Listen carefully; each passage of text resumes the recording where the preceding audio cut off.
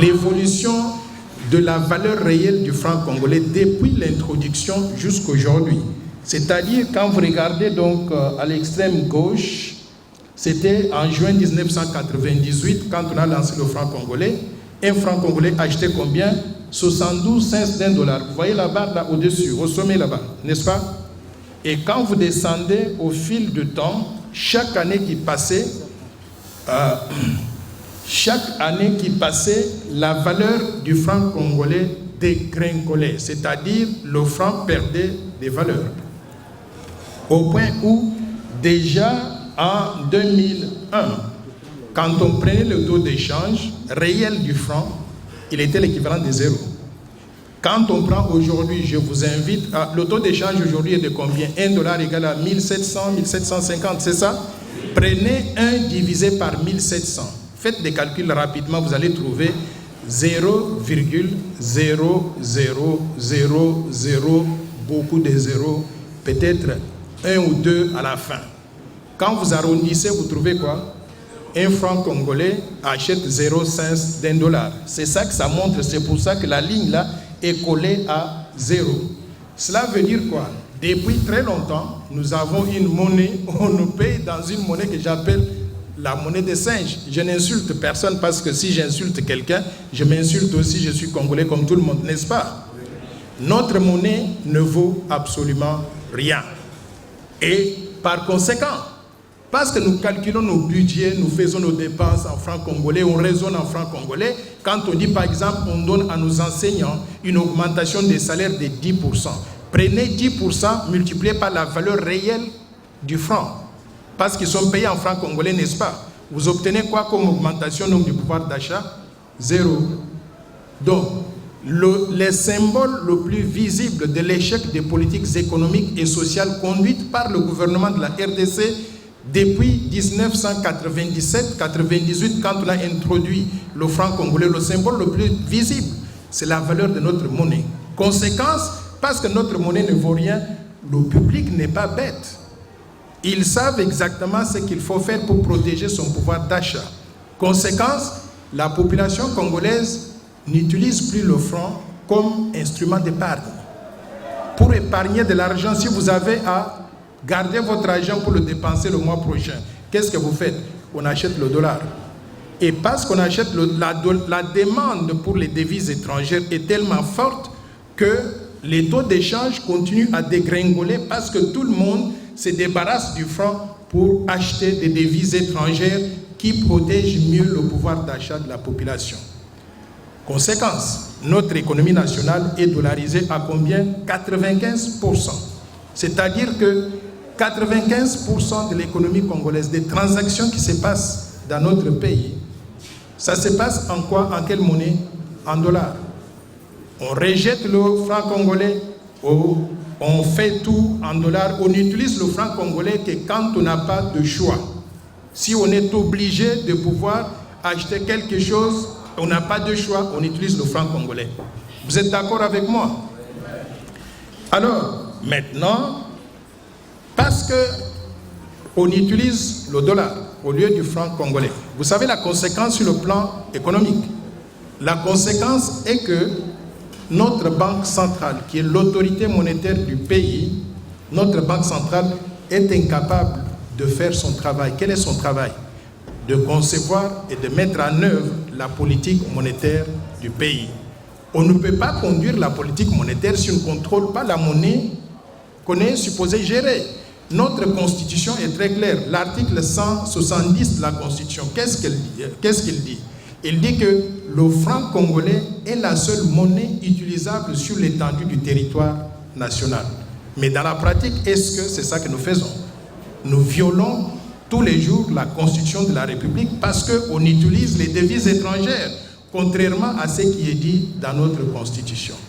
Donc, notre banque centrale a échoué. Elle ne fait pas son travail. Notre banque centrale a échoué pas parce que simplement elle ne sait pas ce qu'elle fait. Elle a échoué parce que la combinaison de la politique monétaire conduite par la banque centrale et de la politique budgétaire menée par le gouvernement, politique budgétaire économique, cette combinaison-là ne donne pas la synergie qu'il faut pour arriver à avoir une monnaie nationale crédible. C'est cette situation qui m'a révolté, moi, dans un premier temps. C'est comme ça que j'ai publié aux éditions de l'Harmattan à Paris un livre intitulé « Vision pour une monnaie forte, plaidoyer pour une nouvelle politique monétaire au Congo ». Je veux que mon pays change, que mon pays ne continue pas à nous donner ce que j'appelle la monnaie de singe. En plus de cela, j'ai mené une réflexion approfondie, quelques années plus tard, qui a donné naissance à ce livre, « La bataille pour une monnaie nationale crédible ».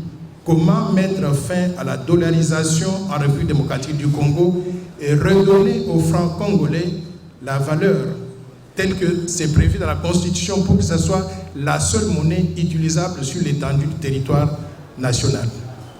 Vous me suivez? Maintenant, Armando, maintenant, on va peut-être baser sur ce diagnostic que nous venons de faire. Est-ce que vous êtes d'accord avec moi de conclure à ce stade ici que notre pays, la République démocratique du Congo, votre pays, mon pays, le pays du directeur général, le pays de tout le monde ici, que nous avons échoué collectivement? Est-ce que vous êtes d'accord? Moi, je m'attendais à ce diagnostic-là hier, dans le discours sur l'état de la nation de la part du chef de l'État. Il a sauté cette étape. Je crois qu'il est important que nous tous, en tant que Congolais, nous fassions ce diagnostic et que nous soyons conscients que nous avons un problème et que nous devons régler ce problème-là si nous voulons nous développer. Ça, c'est le diagnostic que j'ai mené. J'ai conclu que notre pays a échoué. Maintenant, que faire pour aller de l'avant? Pour aller de l'avant, je propose une stratégie de développement cohérente, dénommé le plan Marshall de Noël Tchani pour la reconstruction et le développement de la RDC, que j'ai confiné dans ce livre, La force du changement, bâtir un pays plus beau qu'avant. Ce livre est complémenté par un petit résumé intitulé Aux grands mots, les grands remèdes, un plan Marshall pour la reconstruction et le développement de la République démocratique du Congo. Vous pouvez trouver ces livres-là sur Internet. Malheureusement, quand je suis arrivé ici l'année dernière, j'avais amené 5 valises pleines de livres. On m'a chippé tous les livres donc à l'aéroport. Et je n'ai pas eu l'occasion de vous les amener.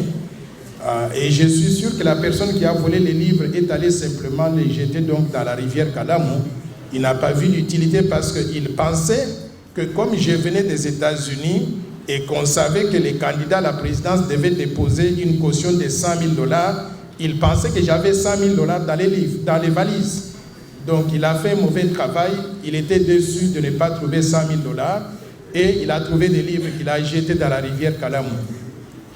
Maintenant, je propose une stratégie de développement. Et je souligne une chose, aucun pays du monde ne peut se développer s'il n'a pas de vision de développement, de stratégie de développement, c'est-à-dire un cheminement d'actions qui, quand elles sont mises en œuvre de façon cohérente et complémentaire, elles aboutissent à des résultats bien spécifiques. Quels sont les résultats que je voudrais réaliser avec le plan Marshall que je vous propose? Je voudrais que notre pays sorte du sous-développement pour devenir un pays émergent en l'espace de 15 ans. Je voudrais que nous sortions de la situation du chômage massif, c'est-à-dire tout le monde au Congo est au chômage aujourd'hui. 85% de la population active de la RDC se trouve au chômage. Je voudrais que la mise en œuvre de cette stratégie de développement aboutisse à créer du travail, pas pour quelques-uns, mais pour tous les Congolais, sans exception. C'est possible de réaliser ce que j'appelle le plein emploi. Le plein emploi, c'est-à-dire tout le monde travaille et s'il y a du chômage, le taux de chômage ne doit pas dépasser 5%, qui doivent servir donc d'une sorte de soupape de sécurité pour réguler en quelque sorte donc les marchés. Vous êtes d'accord avec moi? Et je voudrais aussi qu'au bout de 15 ans de mise en œuvre du plan Marshall, le premier graphique que je vous ai présenté que nous puissions sortir donc du peloton de queue de 224e place pour devenir parmi les pays considérés comme ayant un meilleur pouvoir d'achat, c'est-à-dire améliorer considérablement la qualité de vie du peuple congolais. Et cela va se traduire comment? Par la réalisation d'un PIB par habitant qui va passer de $800 que vous a présenté ici à combien? $15 000 en 15 ans. C'est possible d'y arriver, j'y crois fermement, je l'ai vu ailleurs, je l'ai fait ailleurs. Je vous donne un exemple concret. Quand j'ai commencé à travailler sur les îles du Cap-Vert, un petit pays dans la côte ouest du Sénégal, là, donc dans la mer, ce petit pays, quand j'ai commencé à travailler là-dessus, le PIB par habitant était de $170, $170 comme vous dites ici. 20 ans plus tard, le Cap-Vert a un PIB par habitant de combien? De $7 000. Ils sont sortis du groupe des pays pauvres très endettés pour devenir pays émergents. Et c'est un pays africain. Si le Cap-Vert a pu le faire, et ils l'ont fait sous mes yeux, c'est possible que ce grand Congo, avec une grande population, avec toutes les ressources naturelles que nous avons, c'est possible que nous puissions devenir aussi pays émergents pendant cette période de temps. C'est pour cela que je vous propose 20 programmes du plan Marshall que nous pouvons mettre en œuvre de façon concomitante, de façon coordonnée pour arriver à réaliser cet objectif de sortir le Congo du sous-développement pour que nous devenions pays émergents à l'espace de 15 ans. Quelles sont les différentes composantes du plan Marshall? Je veux les résumer progressivement. Déjà ici, ce que je voudrais souligner par là, c'est l'un des programmes importants du plan Marshall, c'est l'investissement dans le capital humain. Le point de départ de tout développement dans tous les pays du monde, ce ne sont pas les matières premières, ce n'est pas du pétrole, ce n'est pas du cuivre, du diamant. Le point de départ, ce sont les ressources humaines. Nous devons chercher à avoir des ressources humaines de qualité.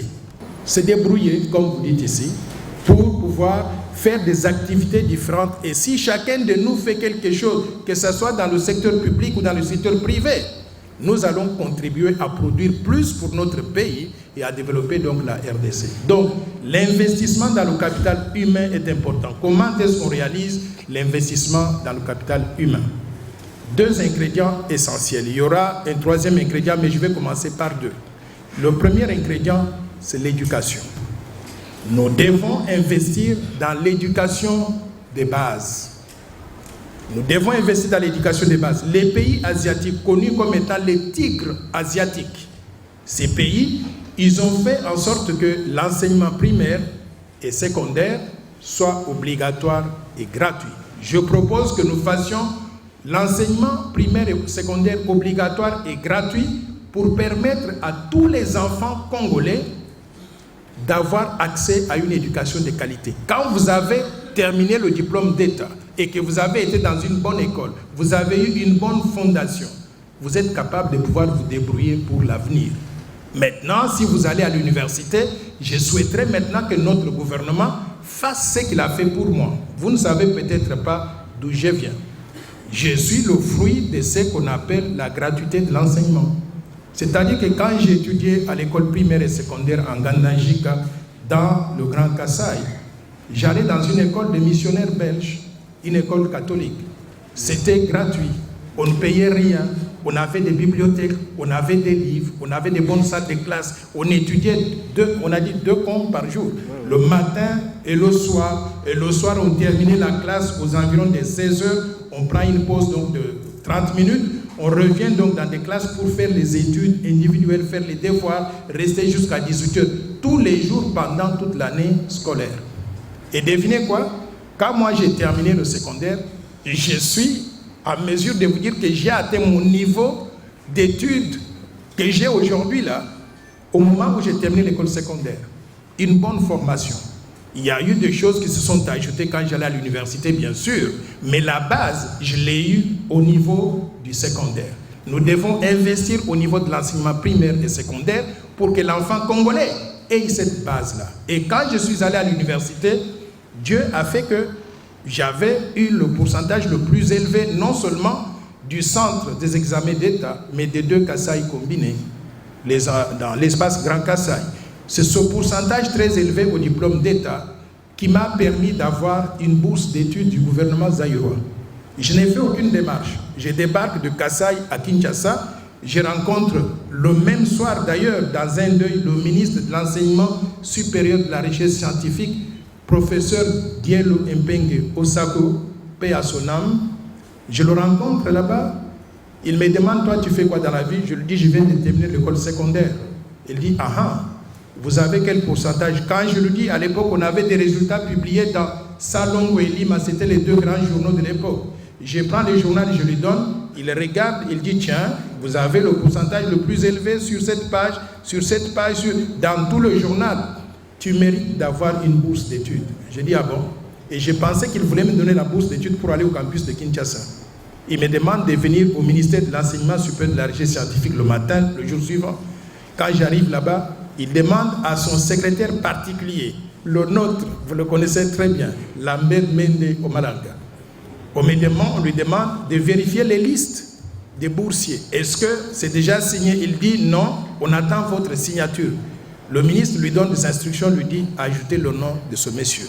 Il y avait 33 boursiers, je deviens le 34e boursier et le ministre signe la liste des boursiers du conseil exécutif en ce moment-là et il me dit vous êtes maintenant boursier du gouvernement congolais, vous allez étudier à l'étranger mais vous devez vous inscrire dans une université quelconque à l'étranger. Je commence à me demander où est-ce que je dois aller, comme je voulais faire les sciences économiques.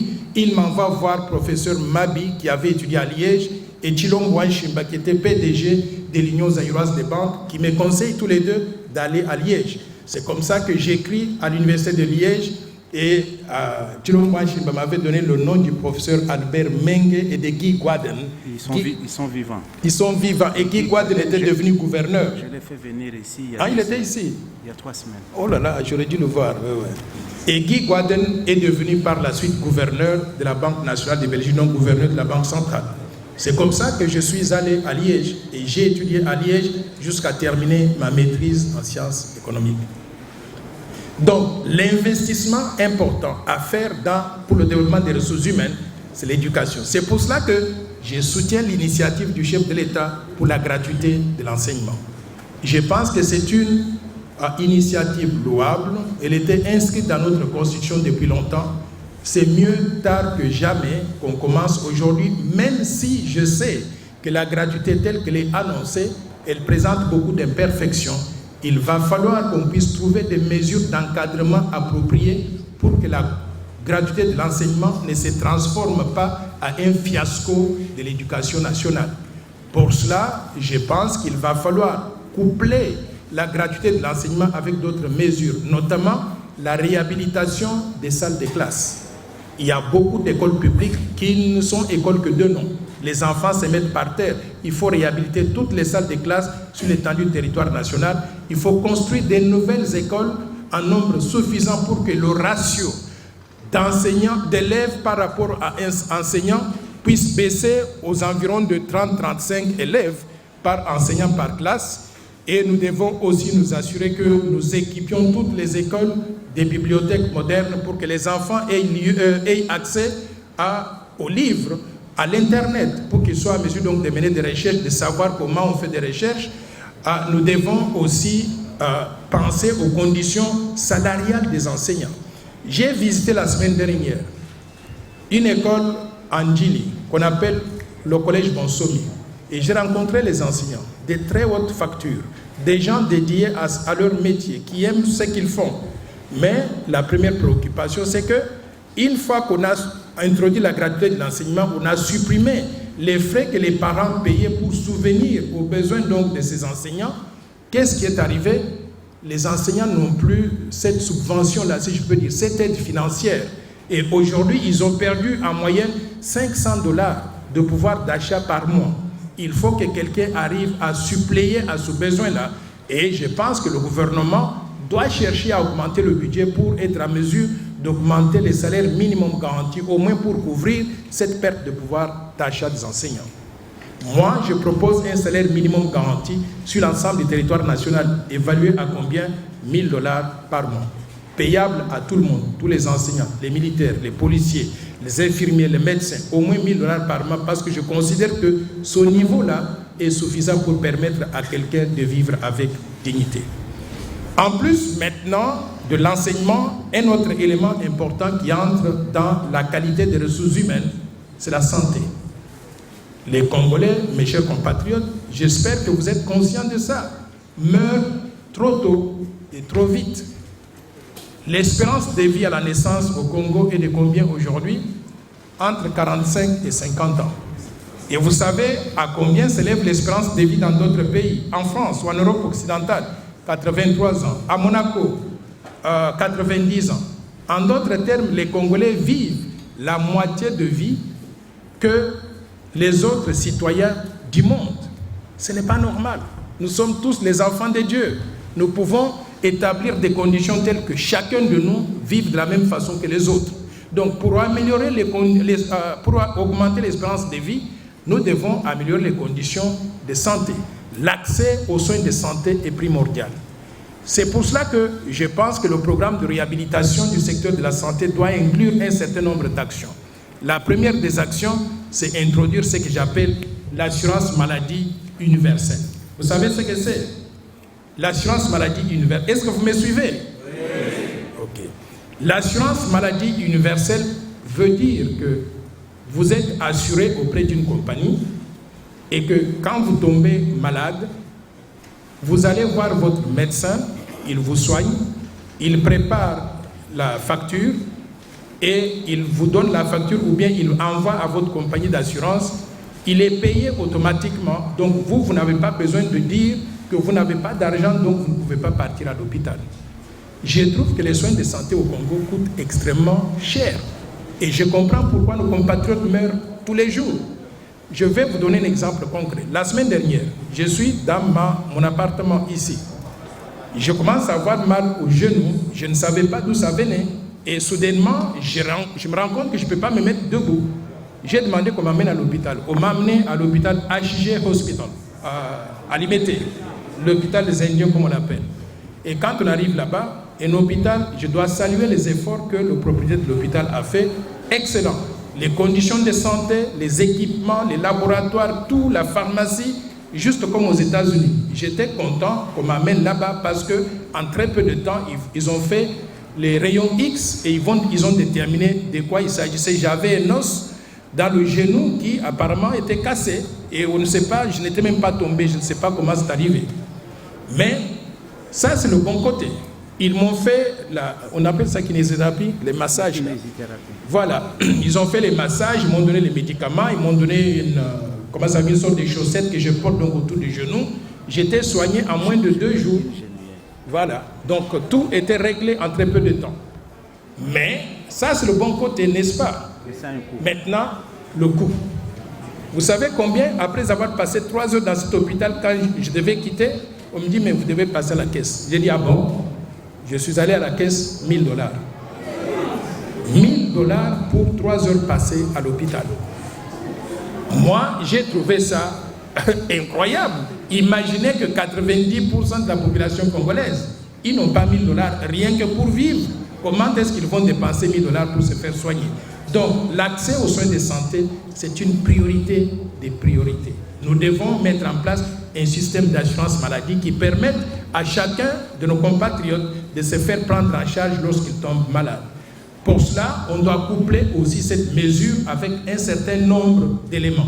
Quels sont les éléments qui entrent en ligne de compte pour améliorer le système de santé au Congo? Il faut qu'on ait des hôpitaux de bonne qualité, où moi, je ne dois pas courir pour aller à Limete. Je suis à la Gombe, je devais être en mesure de courir pour aller à la clinique quinoise. Mais vous connaissez l'état dans lequel se trouve la clinique quinoise. C'est complètement délabré. Allez à l'hôpital général de référence, l'ancien Mama Yemou. Vous allez trouver que les conditions sont horribles. Allez même à la clinique Ngaliema. Ils sont dépassés par les événements. Donc, nous devons réhabiliter les hôpitaux existants, construire de nouveaux hôpitaux en nombre suffisant pour les mettre au niveau des standards internationaux, je voudrais que nous puissions évoluer vers ce système-là. Donc, l'amélioration des ressources humaines, c'est un des piliers importants du plan Marshall. Il y a un autre programme important qui est complémentaire pour l'amélioration des ressources humaines, l'autosuffisance alimentaire. Nous sommes un grand pays avec des potentialités. Nous ne pouvons pas continuer à importer la farine, le maïs qui vient de l'Angola, de la Zambie, du Rwanda, de tous les pays. Nous devons produire. Comment nous allons le faire?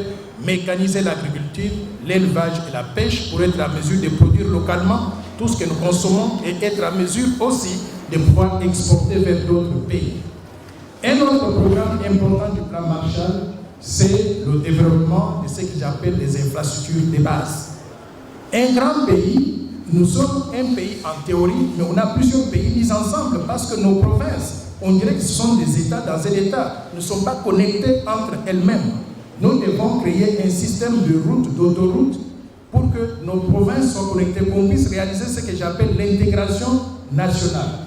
Je voudrais ici qu'on projette la carte des routes, s'il vous plaît. Cette carte-là, c'est notre plan directeur pour le développement donc, des autoroutes, pour qu'un citoyen congolais soit à mesure de partir de Boma au Bas-Congo, arriver jusqu'à Kisangani en 2-3 jours en voiture, ou bien partir de Zongo au nord de la RDC à Sakania au bas en 2-3 jours en voiture. Donc les lignes rouges constituent les autoroutes à construire. Et à côté, vous voyez qu'il y a des lignes noires qui ne sont pas très visibles. C'est le réseau des chemins de fer. Nous devons être à mesure de connecter toutes les provinces pour réaliser cette intégration nationale. Je voudrais maintenant, au-delà de ça, y ajouter des choses telles que le développement de l'énergie des télécommunications qui constituent donc des infrastructures de base pour arriver à développer donc un pays. Au-delà de ça, je voudrais vous parler d'un programme particulier, l'industrialisation accélérée de la République démocratique du Congo. La RDC a combien de minéraux? On ne connaît même pas le nom, mais on estime 1100 minéraux métaux précieux différents, d'une valeur estimée à 38 000 milliards de dollars. C'est-à-dire, nous sommes capables d'avoir une économie aussi grande que l'économie de l'Union européenne ou bien des États-Unis. Mais la caractéristique de notre économie, c'est qu'on produit des matières premières, on les exporte à l'étranger, à l'état brut, et on ne transforme pas localement, on ne transforme pas légalement en produits finis ou semi-finis à l'intérieur de la RDC. Nous devons lancer un grand programme de développement pour accélérer l'industrialisation du pays afin de produire chaque produit fini possible en utilisant nos matières premières à l'intérieur de la RDC. En le faisant sur une période donc de 15 ans, nous sommes capables de créer entre 50 et 100 millions d'emplois. Or, la population de la RDC, on est environ 100 millions de personnes aujourd'hui, mais la population active représente à peine la moitié donc de cela. On est à mesure donc d'assurer le plein emploi sur une période donc de 15 ans si on se met au travail pour industrialiser notre pays. Il y a d'autres programmes qui s'ajoutent à l'industrialisation. Les programmes sur lesquels nous devons pouvoir mener des réformes structurelles importantes, des réformes structurelles institutionnelles importantes. Ces réformes-là doivent pouvoir remettre la RDC sur le chemin du développement. On ne doit pas se faire d'illusions. Il y a des choses qui ne marchent pas. Par exemple, le chef de l'État parlait hier de changer le mode de scrutin de élection à un seul tour à 2 tours. Nous incluons cela donc dans le cadre du plan Marshall. Nous devons revoir la question de la nationalité. On a une population de 92 millions d'habitants dont à peu près 10% se trouvent dans la diaspora. Et beaucoup de gens dans la diaspora, ils ont acquis des nationalités étrangères. Pas parce qu'ils ne voulaient plus être congolais, mais parce qu'ils veulent avoir accès aux facilités dans les pays de résidence. Nous ne devons pas exclure ces Congolais et dire qu'ils ne sont plus Congolais. Nous devons les reconnaître en tant que Congolais. Si quelqu'un va à l'étranger et il dit qu'il est maintenant donc Canadien, c'est son affaire. Mais quand il vient au Congo, nous on le reconnaît en tant que Congolais. On oublie donc sa nationalité donc étrangère. C'est une nationalité de convenance. Parce que ça lui permet d'entrer au Canada, de faire étudier les enfants, d'avoir accès à certaines facilités. Donc ces réformes institutionnelles doivent être menées. Le mode de scrutin de choix des gouverneurs des provinces, le choix de nos sénateurs. On utilise un mode de scrutin indirect. Soyons responsables. Ce mode-là a prouvé ses limites. Il y a de la corruption pour se faire élire sénateur ou gouverneur de province. Changeons cela au système de suffrage direct. Donc voilà l'ensemble de réformes institutionnelles qui sont importantes, qui vont même entraîner le changement de la Constitution ou la modification de la Constitution. S'il faut le faire, moi je soutiens cette initiative-là. Au-delà de cela, je souhaiterais que nous puissions travailler sur un programme particulier. Changement de mentalité. Waouh! Les mentalités congolaises. Et je suis congolais et je suis fier d'être congolais. Mais il y a de ces choses-là qui me dépassent. Partout où je passe, quand je dis aux gens, j'ai étudié, j'ai obtenu après le diplôme d'État 15 diplômes différents. Vous savez la réaction des gens? Nous, ici, chance et lokopamba. Mais c'est quelle mentalité ça? C'est-à-dire que vous pouvez ne pas aller à l'école, vous pouvez espérer devenir tout ce que vous voulez dans votre vie. Ça ne marche pas comme ça. Nous devons travailler sur ce programme de changement de mentalité ou de lutte contre les antivaleurs pour arriver à modifier la façon dont le Congo est structuré et fonctionne. Je voudrais peut-être me résumer en parlant un tout petit peu de la gouvernance. La gouvernance congolaise, c'est le mode de mobilisation des ressources publiques qui vont se traduire dans le budget national et on va financer le développement. Mais notre système de gouvernance est miné par ce que j'appelle les antivaleurs, qui sont lesquels? La corruption, la prédation des ressources naturelles, le détournement des fonds publics. Ça se passe au vu au-dessus de tout le monde et personne ne peut lever son petit doigt. Je vais vous dire une chose, nous devons mettre en place une commission de lutte contre la corruption le plus rapidement possible. Cette commission de lutte contre la corruption doit par exemple partir du travail extraordinaire qui était fait par le professeur Luzolo Bambi. Luzolo Bambi nous dit chaque année la RDC perd de 10 à 15 milliards de dollars sous forme de fraude fiscale, détournement de fonds publics. Prenons ces dossiers-là, constituons cela comme une base, qu'on sélectionne des gens qui sont accusés de corruption, qu'on les amène au tribunal, qu'on les juge en direct à la télévision, qu'on récupère une portion, sinon tout ce qu'ils avaient volé, et qu'on utilise cela pour augmenter le budget, et qu'on mette en place un mécanisme permanent de dénonciation des corrompus, des corrupteurs, des voleurs, des détourneurs de fonds publics. Par exemple, un numéro de téléphone qui sera connu de tout le monde, ou un site web, ou une adresse email.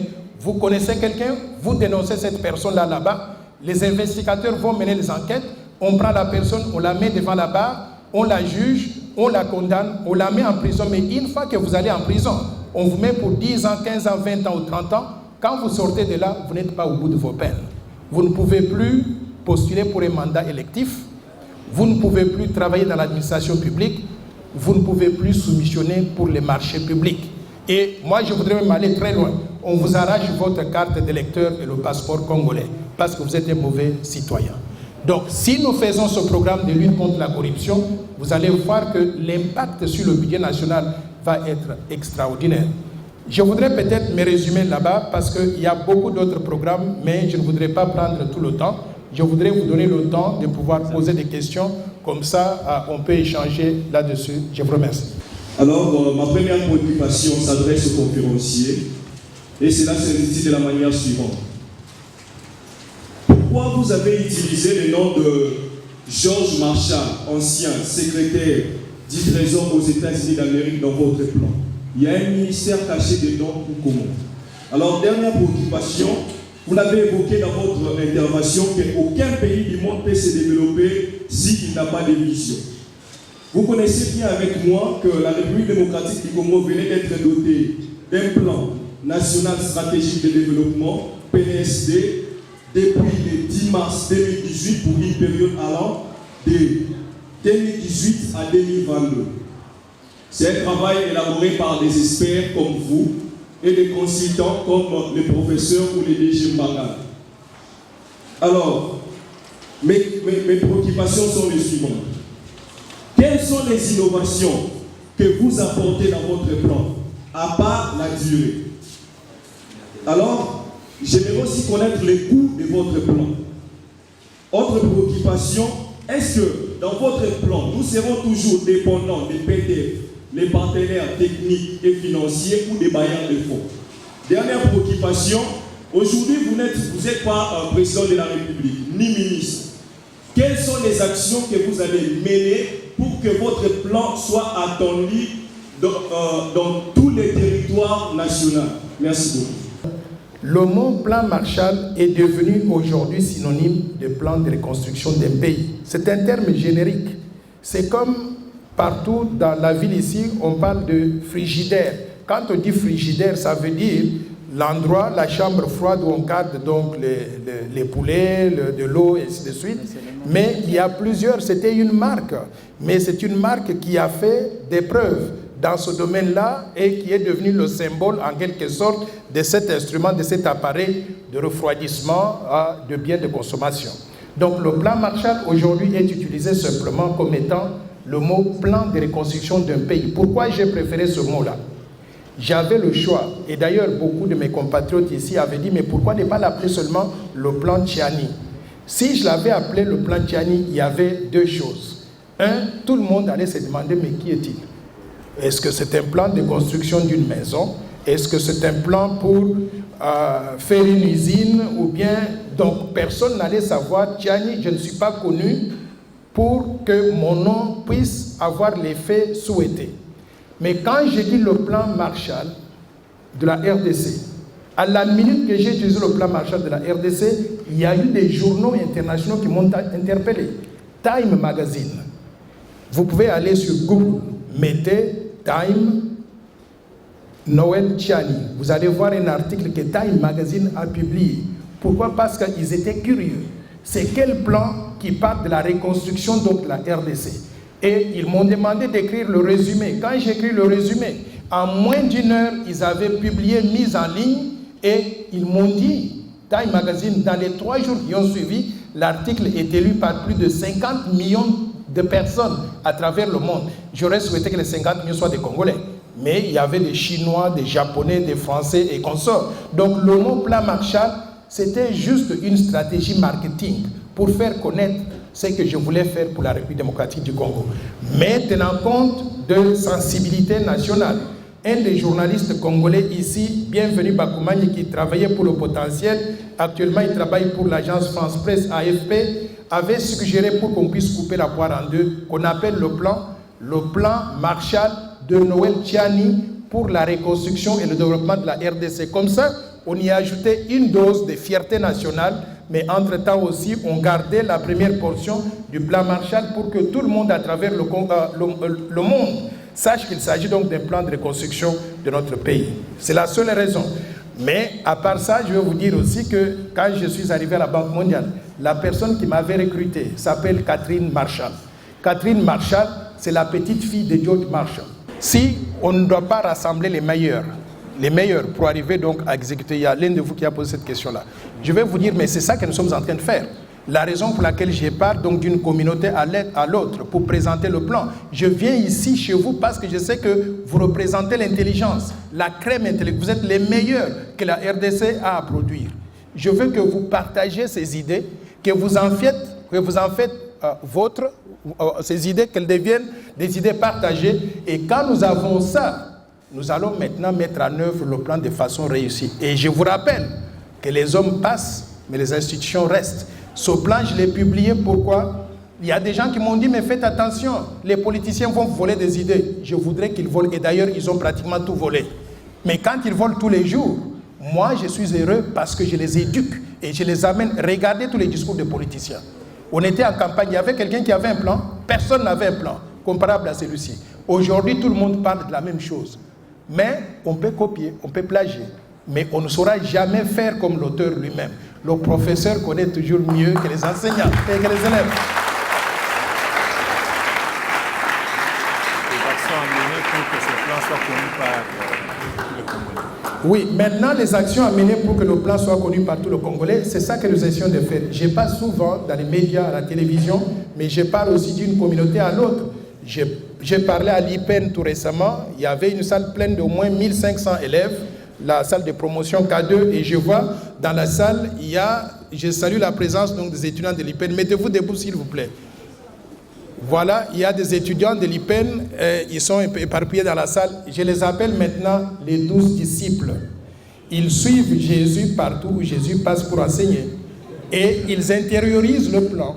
Et je voudrais que demain, après-demain, l'IEC produise la même chose pour que chacun de vous devienne propriétaire de ses idées et que nous puissions nous répartir la tâche. Asseyez-vous s'il vous plaît. Le développement vient comme ça. Le développement viendra par la mobilisation de tout le monde, pas un seul individu. Si vous êtes tous mobilisés et vous comprenez ce que nous essayons de faire, vous allez prêcher la bonne parole dans toutes les communautés.